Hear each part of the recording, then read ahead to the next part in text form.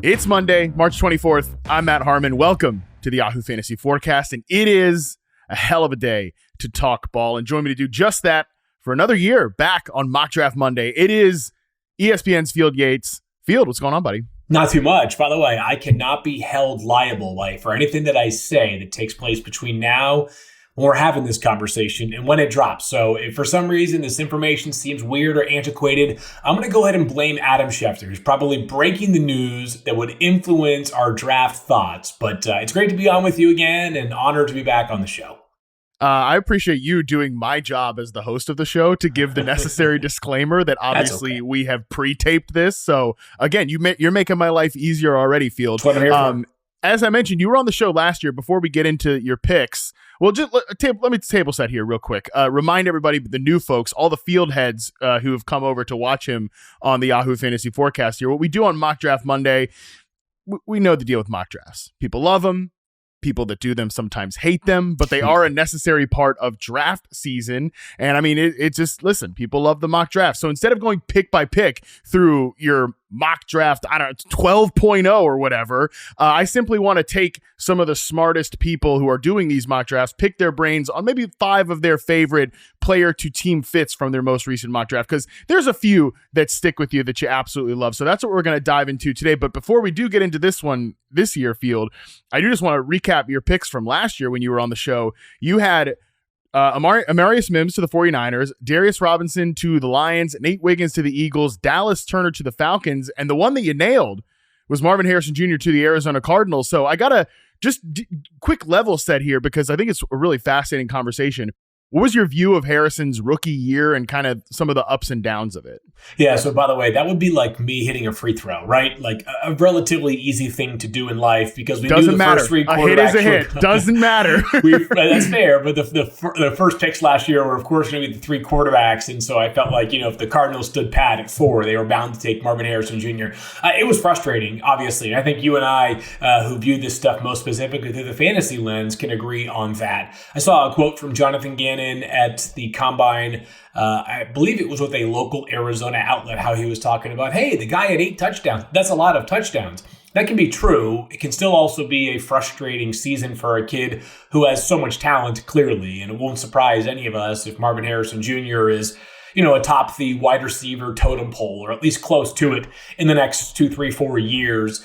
It's quite crowded up there right now. But the point is, if he becomes a true blue prospect at the NFL level like he was at the college level, none of us will be the least bit surprised. But you think back to the opening week of last year, what was it, 0 catches from Marvin Harrison Jr. against the Bills, a game in which the Cardinals were up early. It was like 28-7, and it was everybody but Marvin Harrison Jr. who was balling out. So I hope they find a way to sort of saturate more targets his way. Trey McBride's an awesome player, but it's not like their wide receiver room is so deep and talented that Marvin Harrison Jr. is getting boxed out just because there are other bodies that are taking up spots from him. And, the truth about that pick last year is they had offers to move back if they wanted to, did Arizona. So if you're going to stay there at pick 4, rather than turning pick 4 into potentially pick 11 or pick 6 and a bunch of other picks where you could have gotten a really good player plus a lot more other players, you stood pat at 4 because you believed that much in Marvin Harrison Jr. I would have liked their actions to, at least on the field, to match up with their conviction in the draft. That's a great point. And it makes me feel like that there will be a little bit more conviction to meet in the middle in terms of his usage, right? It was a lot of just straight up vertical X receiver stuff. So hopefully we see him moved around a little bit more. And I think that could be part of the key of unlocking Marvin Harrison Jr. in his second season. Let's get into your picks for this year, the 2025 NFL draft. Hit me with your first favorite player to team fit. Yeah, so just full disclosure, my most recent mock drafts, well, I've done 2 somewhat recently. One predated free agency. Free agency hits and so much can change. So I did have a couple of picks that went later in the first round that I haven't actually made yet. But the second, I guess the other most recent mock draft was a 10-teamer. It was the first 10 picks.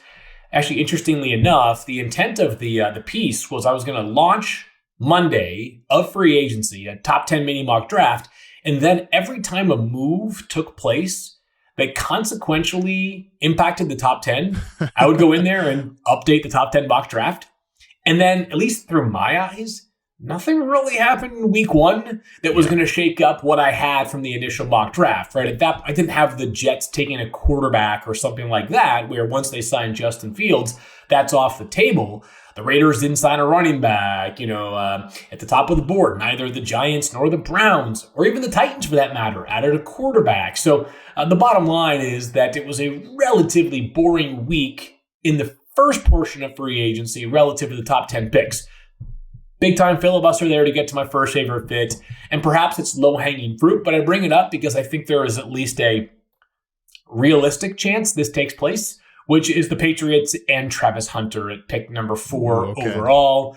This, of course, would only take place if 2 quarterbacks go in the first 3 picks. I think Cam Ward's a lock at number 1 right now, and I fully expect Tennessee to make that pick. But a last-minute offer could come in that's too good to refuse. But let's give Tennessee Cam Ward, and then I think the Giants at pick 3, as things presently stand, are close to the floor for Shedeur Sanders. That puts Abdul Carter and Travis Hunter in picks 2 and 4 in my mind. If the Browns take Abdul Carter, that lands the Patriots, Travis Hunter. As of this moment, the Patriots have this gigantic wide receiver need. Not that Travis Hunter couldn't impact them on defense as well, but when you've got a cornerback tandem led by Christian Gonzalez and Carlton Davis, and a wide receiver group led by, I guess, Mac Hollins and Kendrick Bourne and Pop Douglas and Jalen Polk, it's pretty obvious where this team needs to put its focus right now. If they drafted a player like Travis Hunter, they could sign Stephon Diggs, who recently visited them, but Diggs coming off of an ACL tear. I think Hunter's tape is comically good. I think he's the number 1 player in this draft, whether you want to call him a wide receiver, corner, or both. I think the higher end outcome for him is as a wide receiver as opposed to a cornerback. But that isn't to say that I don't think he could become a lockdown Pro Bowl level corner.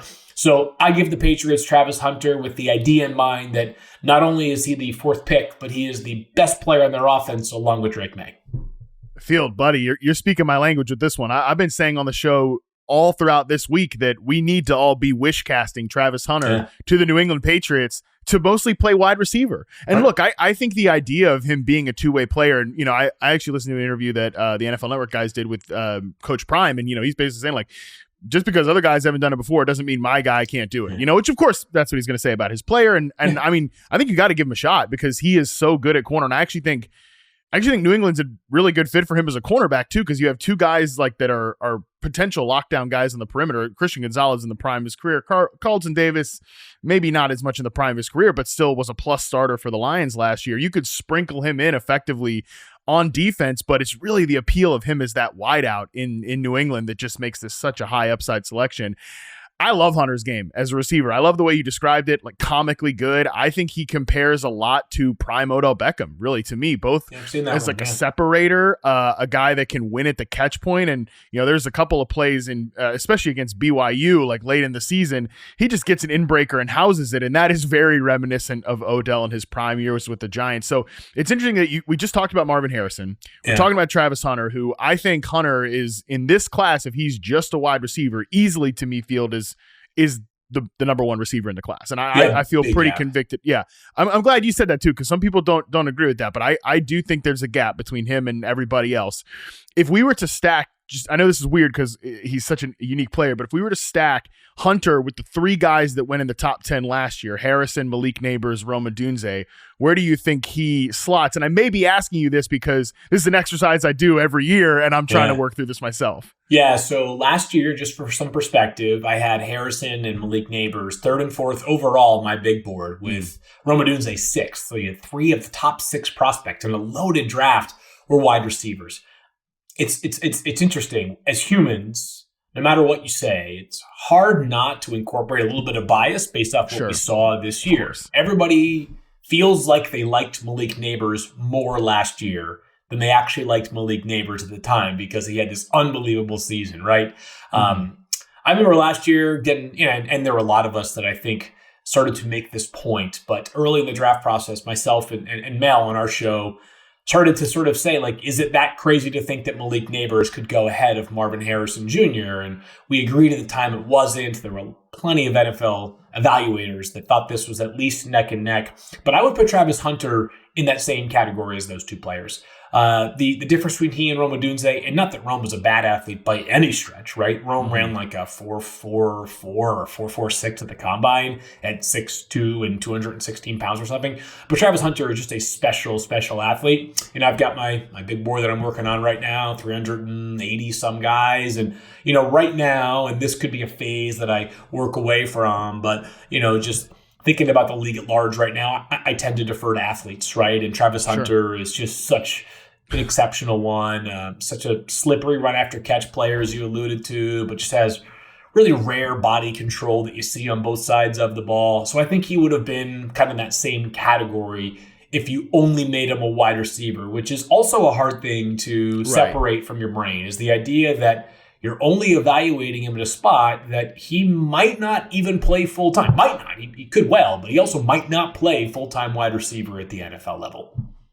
I love this pick. I think it immediately gives Drake May a number one receiver to grow with, a guy that, again, he's going to get on the practice field with Drake May, and Drake's going to say, hey, Josh, Mike, I need him on the field with me 100% of the time, because the best part about him is he could play anywhere in a receiver core that needs help.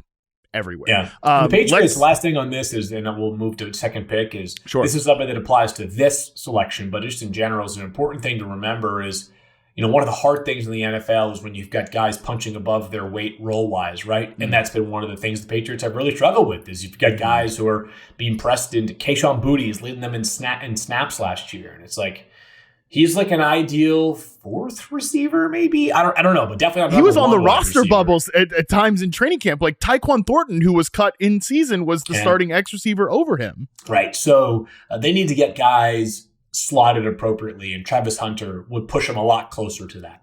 Yeah, I love that. Jalen Polk even last year is like taking snaps as their X receiver running go routes, which there was nothing about him at Washington that told you he could probably do that. So I love this pick. It's probably, spoiler alert, it's probably going to be my favorite of the ones that you do here, but give me your second favorite fit here.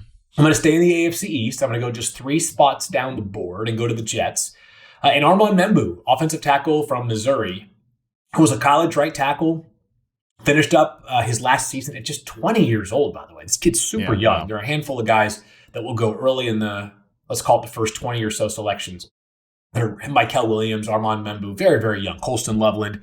So this is a kid who's got so much room to grow and get better. It's a neck-and-neck race between he and I think Tyler Warren for the two guys that maybe improved their draft stock the most this past year. Warren, who, by the way, more than doubled his catch production and receiving yard production in 2024 alone compared to the entirety of his college football career up to that point, which is just hilarious. But Membou had a great season. This guy just kept on proving people, not wrong, but just proving that this guy is not, there was talk about him coming into the season as, is this guy a fringe round 2 or 3 guard? Doesn't have ideal height. He's a shade under 6'4". But he kept balling this past year. And when you're looking at the traits that most stand out for me for Armand Membou, is he is a tone setter. This is a guy who's looks like kind of a jerk when he's playing football, which is something you like in your right tackle, right? You want a guy who doesn't really care for the opposing players, and that tone-setting power is real, plays the real nastiness to him. He's a very good athlete, too, and I mentioned my deference to athletes, but there used to be a time where right tackle or even guard was considered sort of the less valuable parts of the offensive line. The left tackle market is still the biggest, but right tackles now, they're making $25, $26 million per year. Lane Johnson even more than that is the clear-cut best in the league, but we're not at the point anymore where the idea of taking a right tackle in the top 10 is foreign. The Jets right now have a glaring right tackle need. Morgan Moses started for them there last year. He left in free agency, but this would be one where whether Justin Fields is the long-term starter for the Jets or a bridge to somebody else at a different time, he'd be much better protected at right tackle. And Membou's athletic enough that some of the stuff you anticipate the Jets will want to do as with Justin Fields as a leg, with Justin Fields' legs, that he'll be able to get out in space and get where he needs to be. One of the highest compliments I can give an offensive lineman, like as a prospect or even guys in the league, is, and I like watching offensive line play. I enjoy it. But if you don't like watching offensive linemen, and I'm saying you're going to enjoy watching this guy. Like, that's how I feel about Membou, because he's such a riot. As you mentioned, I mean, he's a tone setter.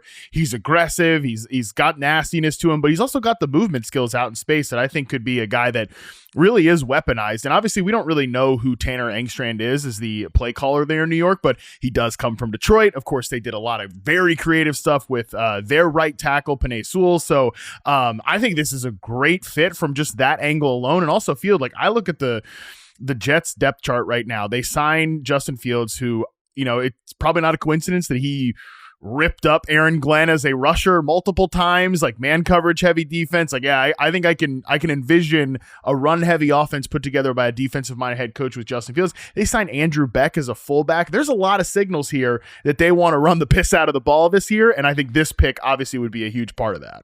Yeah, no doubt. Let's just call it what it is with Justin. He's a tantalizing player still, but as a passer, we know that the way that Justin Fields is going to operate with success is when he can drop back in a deep pocket and just bombs away down the field, as opposed to playing the precision, timing, rhythm passing offense, right? That maybe you see from the McVay tree. So being able to run the football can help set some of that deep play action stuff up. And Membou, very gifted pass protector, that when the Jets do want to drop back with Justin Fields, he should be able to hold up his end of the bargain. Yeah, and let's be real, for our fantasy listeners out there and viewers on YouTube, this is a signal here. Hey, Breece Hall, a lot of touches coming his way. Garrett Wilson, a lot of first look passes in this style of offense. Man, so I think people so. can. I hope so as well. Yeah. We'll see. I'm kind of mixed on the Fields Wilson connection, although they did obviously play together. But nevertheless, like, again, a lot of rush attempts here in this offense for sure. I think that part might be a little bit overstated, right? Just because, like, yeah, it sounds like you're sort of on the same board, same place as I am with that one. Is like, Ohio State, it was such a different game, right? Mm-hmm. I mean, like, bunch of 5-star offensive linemen, and there's three like future NFL wide receivers on the roster. It's just a different category of football compared to what they are playing or will play now in New York. So definitely it can't hurt the chemistry, but I'm not like. If you had to list the quarterbacks that were available this offseason that the Jets could have signed, traded for, or drafted that would most positively impact Garrett Wilson's value, Justin Fields is not near the top of my list. All right, let's get to your third favorite fit here. So another one that is just outside. This one actually is inside the top 10. And I did do this one. I did not do this one in my most recent mock draft, but at this point, I should have it tattooed across my forehead. I have called Shemar Stewart from Texas A&M the most fascinating player in the entire NFL draft. He's going to get paid to rush the passer, to get sacks, to make quarterbacks uncomfortable. In his career, 3 seasons at Texas A&M, Shemar Stewart has 4.5 sacks. 1.5 as a freshman, 1.5 as a sophomore, 1.5 as a junior. That's it. So the people are sitting there saying to themselves, like, how on earth could you take that guy early? Because he's also 6'5", 264 pounds, had a 40-inch vertical leap and ran a 4.59 40, and he's one of the most beautiful moving people I've ever seen in my entire life. Not bad. Just ridiculous. The guy is, there's this old scouting adage that I used to, when I was working in the NFL back in the day, when I first got started with the Patriots, one of the first lessons was we draft traits, we don't draft production. That was right from Bill Belichick. And that's not to say that production doesn't matter. I think people confuse that. The message behind that was, hey, if the guy put up, 1,500 receiving yards, but he runs a 5.2 40 at wide receiver, like, history tells us that's not going to happen. I'll give you an example of a player who the production's off the charts. I'm not so sure the draft stock's going to be that high. Is Harold Fannin this year from Bowling Green, who had bonkers numbers. But I think people might be surprised if he's sitting there on day 3. He's just not a superlative athlete. Anyways, the draft traits, not production thing. The extreme other side of this is Shemar Stewart, who has minimal production, but is just an athletic freak. So I have him going 9th overall to the Saints. Now, do I love the fit in the sense that, like, I am just totally convinced it's going to work out? Far from it.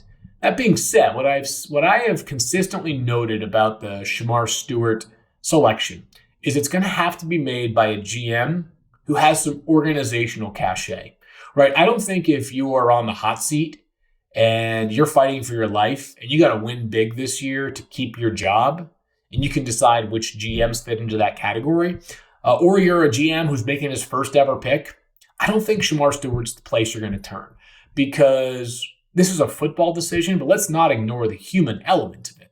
If Shemar Stewart comes into the NFL as a top 15 pick and then flames out in 2 years, I mean, that's the kind of pick that gets a GM fired, right? Mm-hmm. Because it's the I told you so pick. It's like all of us sat here who are not GMs and said, you better be careful, and you still did it. Saints are a different category. Mickey Loomis has been there forever. The Saints were terrible. Basically runs the team, Field. He basically runs the team. and the Pelicans, for that matter. I mean, the guy's got all kinds of organizational control across 2 leagues. And I thought this would have been the ideal time for the Saints to push reset. They hired the youngest coach in the league now, in Kellen Moore.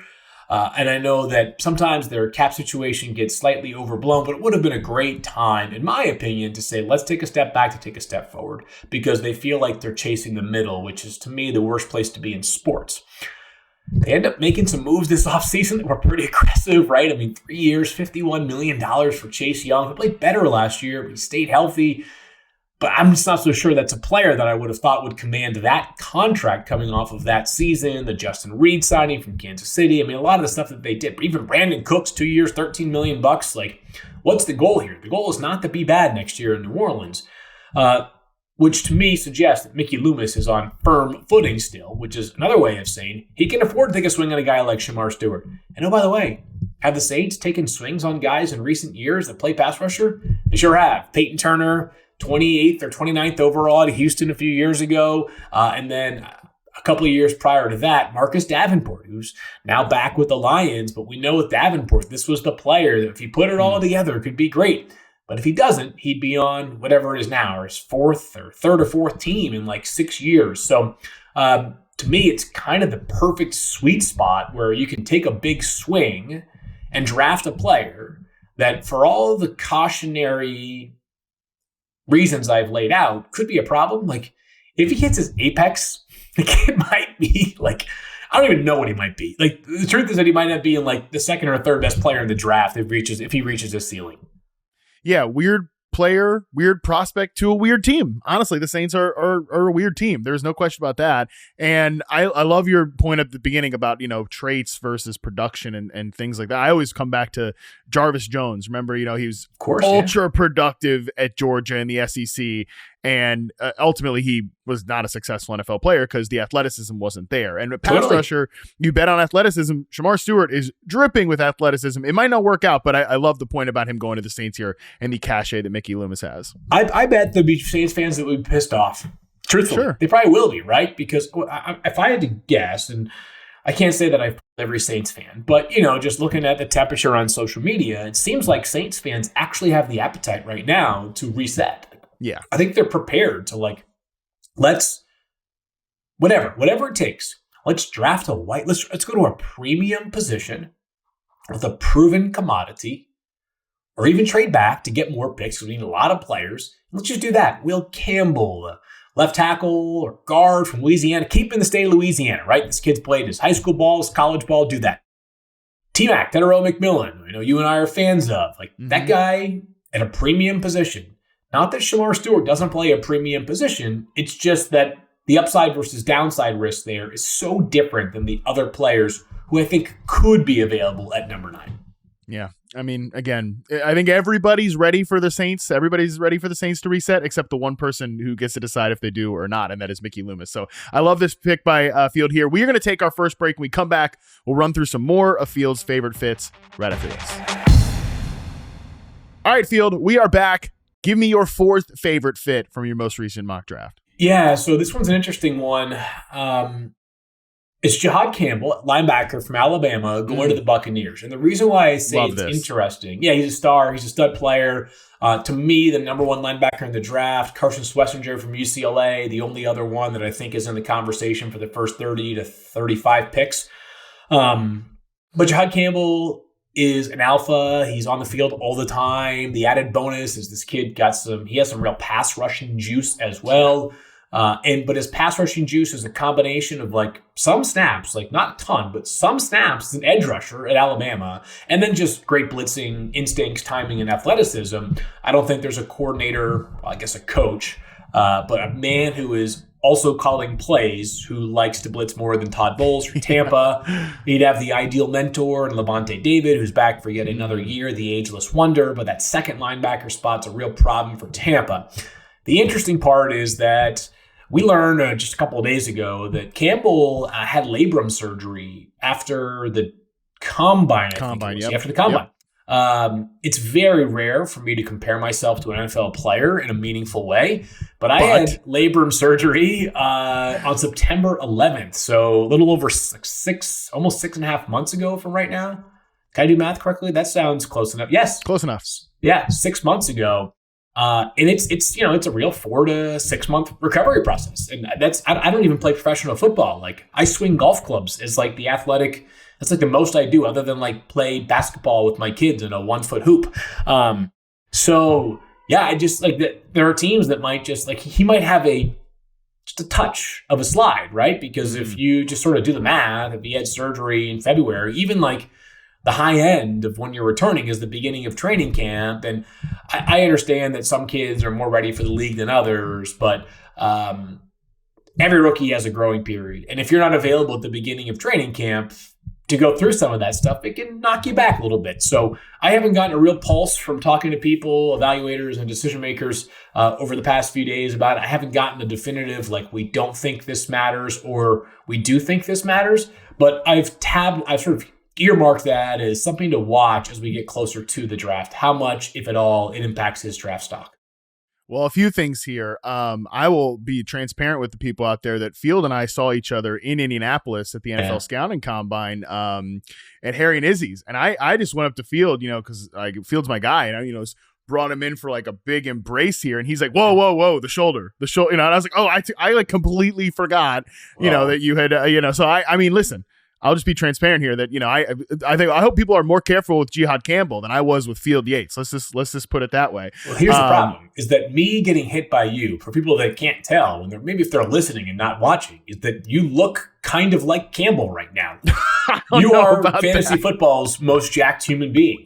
I don't even know who the close second is, but it's definitely not me. So, if like my guy Mike Clay from ESPN came up to me and gave me a shoulder tap, I'm not sure I'd even feel it. But a Matt Harmon shoulder tap hits quite literally a little bit different. Well, number one, appreciate it. Number two, I'm starting to cut to get down to the draft show. Lean out for our draft show at Yahoo Sports. So I don't cut or bulk. I just exist. Well, hey, let me tell you about the Jihaad Campbell thing. Love the prospect. I love this fit, but the shoulder thing is messing with me a little bit here because the reason I love the Jihaad Campbell pick, number one, he's my favorite prospect in the draft that's not a wide receiver. I know most people care about my wide receiver thoughts, but I think he is a fantastic prospect. He's the perfect modern day linebacker. I come back to what Daniel Jeremiah was saying on this show actually last year about these tall linebackers clogging up passing lanes. I think he can do that in addition to the rush stuff. Like truly, I think if you dropped a healthy version of Jihaad Campbell, like at his peak of his powers, into the Bucs defense, that's a transformational pick for a defense that badly needs it. The problem, Field, is I think this is a defense that needs to get better right now. And rookie linebackers, like those guys can have their heads swimming with all the responsibilities at times. So that's giving me some hesitation here too. But if he's healthy, I do love the fit. Yeah. And so again, full, I mean, people who are listening to this have a timestamp on it, but if it's April 1st and we find out that Campbell's not going to be ready until middle of training camp, then maybe we have a more thoughtful conversation about how much it impacts his draft status. I still think the guy's a round one lock, and honestly, it might just totally clear, and he could be a top 15 pick. Neither would surprise me. Yeah, same. And if he does fall to a patient team that can wait a little bit on him, if he's going to miss some time, they're going to get a big value on that. Totally. All right, give me your fifth favorite fit here. All right, this is a player that I've been sort of, I think, close to the front of the hype train on for quite some time in the pre-draft process, and that's Max Hairston, who became a whole lot more popular after he was the fastest player the entire combine, ran a 4.28 40. Your hipster band went mainstream in Indianapolis. That's right, baby. And he goes 23rd overall to the Green Bay Packers. Packers, who, again, as of this recording, still have Jair Alexander on the roster. That feels like more of a when, not if, as far as the divorce is concerned. And on top of that, I think you have enough sort of sensibility about this to already know this back and forth. But, the Packers last year hired Jeff Hafley from Boston College, and they were much heavier in terms of their zone percentage of snaps, or the percentage of snaps in zone, than I anticipated them to be. And I was thinking about it as the season was going on and on and on. I don't think there was much of a mystery behind it. They didn't have the horses last year, right? Alexander basically misses the entirety of the season with this very obscure injury situation that kept on lingering and lingering and lingering. They just didn't have the guys in the back end that you can trust to play man coverage. I think Jeff Hafley wants to blitz and wants to play man coverage. I am married to a lovely Boston College graduate, so I've married into the Boston College football family, and I watch an inordinate amount of Boston College football. Did so when Jeff Hafley was there, and they were unafraid to dial it up. Yeah. They just couldn't dial it up as much last year for Green Bay, in part because the cornerback play and obviously the pass rusher play as well. But Hairston, man, he is just, this guy finds the football. He is a turnover or a pass breakup waiting to happen. 2 seasons ago, he led the SEC in interceptions. He had 2 pick sixes against Vanderbilt in the same game. I mean, it was just an awesome, awesome moment for him. He's really fast, which I mentioned. And, that allows you to get in and out of trouble, right? Like, you can trust your speed too much, and you can let a guy run by you on a double move. And then you can get right back in phase with that player because you're faster than basically everybody not named Xavier Worthy and maybe Tyreek Hill in the NFL. So I'm a big Max Hairston guy. I think he deserves to be a round 1 lock, and the Packers could really use some cornerback help. Oh, yeah. Just think about it in that division. You've got 3 passing games. If Ben Johnson is who we think he is and he's able to further activate DJ Moore and Rome Odunze and those guys in Chicago, he's got some pretty good receiver rooms there in the NFC North and guys who can challenge you on multiple fronts. And, the Packers know this on their end of it from the receiver position. Shoot, if you're able to lock down guys in man coverage and force quarterbacks into, young guys in 2 spots as well, Minnesota with JJ McCarthy most likely and Caleb Williams in Chicago, like that man coverage, if you don't have if you can't scheme around it, like there's that can really put you in a bind. And it's a great point about the Packers defense. I can't remember which player I was charting recently for free agency, but they were going against the Packers, and I just hadn't thought about the Packers defense in a minute. And it was a reminder of like, man, this is not what I expected out of this unit when they hired Hafley. I thought a lot more cover one, just heavy like man on the back end, and it wasn't fully the Joe Barry passiveness that it was in the years prior on defense, but it was a little bit like kind of meeting in the middle. And I think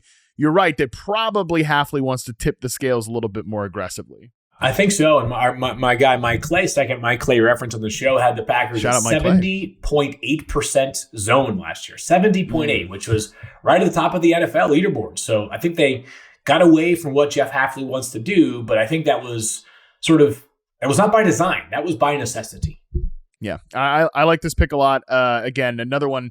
I don't know as much about Hairston as you do, obviously, but I mean, man, this is a fascinating fit. Just considering man coverage guy, kind of checking more boxes for their defense. And look, like the Green Bay Packers, they're going to take their premium positions. This is another shot at it here. Yep, totally. That's definitely. And Packers fans know that they're unafraid of pass rushers with traits. So Shemar Stewart at 23 would also be one that I would not be stunned by if he makes it there. All right, we are going to take our last break. We come back. The player the field is going to stand on the table for in this year's draft right after this. All right, field, let's land the plane here. It's time for Stand on the Table. Well, Captain, my captain. Set it down, Mr. Anderson. We have Bills Mafia here. Let's go! NJ through the table! This is where we bring in, again, any of these great guests that we have on during draft season. We get them to stand on the table for a prospect that they absolutely love. They're willing to go to bat for. This field. You worked in the league. Like, guys stand on the table. I don't know. You may want to literally stand on the table over there. I don't know what setup you got going on, but maybe just, I don't know. That looks a little precarious back there. This rinky-dink table that I have over here, it's like an auxiliary desk when I have to do some other stuff, would probably hold, not even hold my youngest child who weighs like 25 pounds. So I'm not going to put my 173-pound frame to the test on that one. Okay, well, there we go. Let's just metaphorically stand on the table here? Who's the prospect you want to stand on the table for in this year's draft? Yeah, Ohio State this past year was littered with offensive talent. I mean, defensive talent too, but they were littered with all kinds of talent. And Mel Kiper Jr. said this once, and it's a statement that I have been borrowing since. He said the MVP of that team was Donovan Jackson, who this past year moved from guard to left tackle when Josh Simmons tore his patella tendon back in October.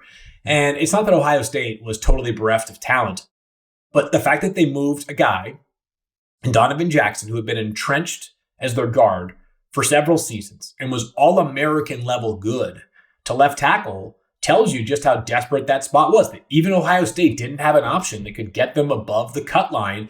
And as we know, for as great and as dominant as they were in the playoffs, like Ohio State, they dance on a thin margin throughout the past regular season. Donovan Jackson moves from guard to left tackle, which I think just on principle is a selfless thing to do. Like the fact that a guy, I get it, these guys have a lot of pride, but he could also have gone to Ohio State staff and said, I'm cool. Like, I got to look out for my draft stock, and I have a chance to be a first-round pick as a guard. If I go to left tackle and look like a fish out of water out there, people could be questioning any number of things, my athleticism, my instincts, my pass protection. He went out there, started off a little bit rocky. By the end of the season, it was damn good. I still think he's a guard at the NFL level just because he's so spectacular there, but Donovan Jackson this guy is just a brick crap house. You just don't move Donovan Jackson. He moves you and does so very effectively, plays with great tenacity. There's I call it temperament, and I think it's an important term in an offensive line evaluation, is that you want the right level. You don't want guys who run so hot that they do dumb crap, right? And they find themselves playing past the whistle and getting 15-yard penalties. But you also don't want guys who are passive. You want guys who have the controlled aggression to play with force and tenacity, but also do so in the construct of the rules so that they're not impacting their team negatively. Donovan Jackson has an incredible run game temperament, really solid in pass protection, obviously has positional versatility. This is a hot take, maybe it's not. I've said this previously. If you told me he goes somewhere in the top 20 picks, I wouldn't be totally stunned. This is not the point of today's show, but I'll make it because I think it's an important one. The theme of this year's draft, and I'll put this on Twitter at some point, to me, is variance and opinions at the top of the board. I just don't think this is a year where there's like 35 guys who could go in round one and you'll just miss a few.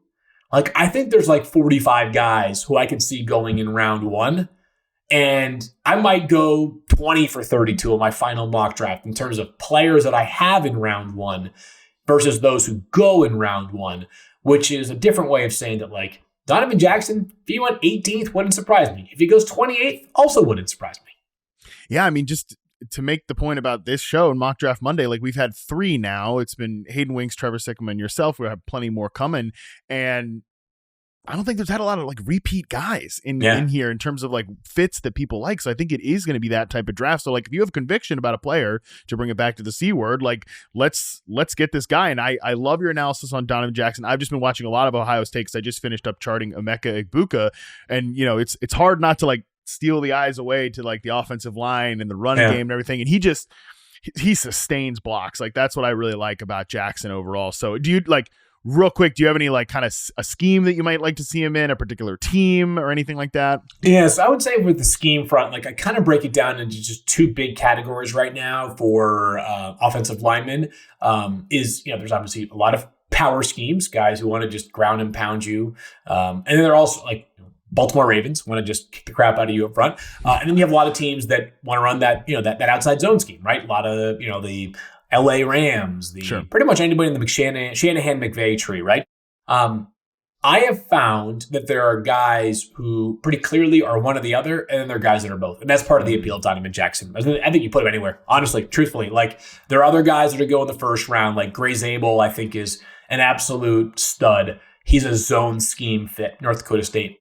Tyler Booker, who I think is, a borderline round 1 pick, has to be in a power scheme. Guy, like if you're putting him, you want to put that guy in an outside zone scheme, like you're doing yourself a disservice, doing him a disservice, truthfully. So that's part of the appeal for me is Donovan Jackson, or with Donovan Jackson, is I just think this guy is, a 32 team fit, which is not necessarily a slam dunk for the majority of offensive linemen. I mean, you said in passing, I actually like the idea of him as a Raven. You know, they run a lot of different concepts because they have two very different styles of rushers, and obviously Lamar Jackson and then Derrick Henry. So I think he would be a real asset there, replacing Patrick McCarry. So we'll see. I love the Donovan Jackson call out. That's a great one from you, Field. A very good way to end the show for you metaphorically standing on the table. Let's do it. That is going to do it for today's show. I appreciate the hell out of you, Field, for jumping on here. Tell the people what you got working on leading up to the NFL draft. Yeah, I would say the best place to find it is, I'm still doing first draft twice a week with Graney and Mel, and then top 50 is going to drop soon. I think it's the 20th. Maybe it's today. I can't remember. Honestly, dude, who knows what day it is, man? It's crazy. Top 50. I'm at 279 out of my 380 guys I want to rank. So I have I remember being just over 100 away from finishing just sort of actually placing them where I want to place them in the matrix there for the big board. So we're rocking and rolling, man. 30 plus days, 31 days from the NFL draft. So we are getting right there, a month away. It is coming up, and if you're not listening to First Draft with Mel and Field, I mean, you're missing out on essential draft prep here. Shout out to Field again for joining the show. Thanks to you all for listening. That is going to do it for today's show. Tomorrow, we continue. We roll out the first edition of our other annual draft series here on the pod, teams that will shape the draft this year. We're going to kick things off with, of course, looking at the quarterback needy teams. Until then, we are out.